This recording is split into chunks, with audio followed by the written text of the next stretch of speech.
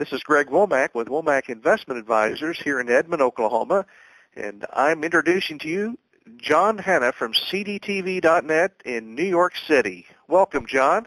Hey, Greg. Thanks for having me. You're welcome. It's a pleasure, all mine. Well, tell us, John. Tell us about your weekend full of events there in New York City, and what you have to share with our investors today. Well, there's a couple of things that I went to with regards to the event-wise here in New York City. On Saturday, I went to the Amanda Selwyn Dance Theater, which is a benefit gala, a white night benefit gala for their dance theater. This is a pretty good way to support your local arts right here in New York City. And on Sunday, I actually went to several events, but it is all in one area, which is the Jacob Javits Center here in New York City on the West Side Highway. I was at the cake competition with the 22nd Annual U.S. Pastry by Paris Gourmet. Sampled some of the cakes that was entered on the competition.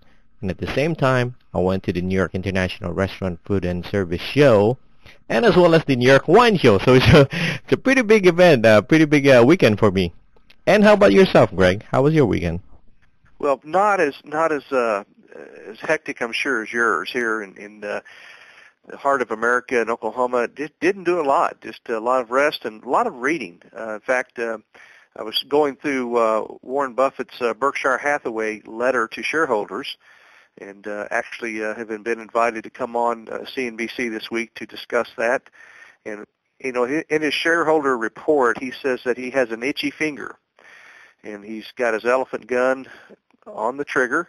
And you know, they're sitting on about $38 billion of cash, and so I think there's a lot of speculation. What's next in the crosshairs for Berkshire Hathaway as far as a big purchase? You know, they had the big one last year in Burlington Northern, and that turned out to be even a juicier deal than they originally thought. And so that's kind of what my weekend was full of, just kind of reading, research, and rest, and here we are back at it. No, Greg, I really appreciate you doing the introduction earlier, which is kind of like a reverse Monday introduction by the guest introducing the host. I really appreciate it. You did a good job. Well, thank you very much. Now, Greg, what do we have for this week now? Aside from, you know, Warren Buffett talking about that he's looking for the next juicy investment. You know, we take a look at last week. You know, we had 3 days of selling, and that included back-to-back triple-digit losses. But the Dow managed to stay above 12,000, and the S&P did the same with the 1,300 mark. So, you know, we'll find out whether or not, you know, this is, you know, that last week was just the beginning of possible volatility that we haven't seen in months. And if this is possible, you know, where there could be more correction, who knows? But only time will tell. The domestic equity indexes lost anywhere from a quarter to a third of their value of their year-to-date gains to profit-taking from last week. And a lot of that was because of, you know, the unease about the political conflict, the budgets, also the Middle East and oil. You know, John, there's two things that really don't mix well. That's guns and oil. And so the unrest in the Middle East continued last week. Oil prices headed north and stock prices headed south. So the decline in stocks last week was rather modest, but still shows how oil is an important component of our economy. Specifically, if oil prices rise too much or too soon, and really nobody knows exactly how much too much and too soon is, then that could really tank economic growth and stock prices. So that's kind of the relation we're seeing with the oil prices moving higher, stocks moving lower. In fact, today, Monday, the 28th of February, around 12:30 p.m. New York time, Eastern time, the Dow was up about 80 points, and the S&P about 6 points. And so the markets are gaining strength today because oil prices are coming down. And so you can see that relationship, kind of a love-hate relationship there with oil and the stock market. And as I mentioned, you know, the rebellion in Libya really spiraled out of control. And oil prices did reach their highest level since the fall of 2008 last week.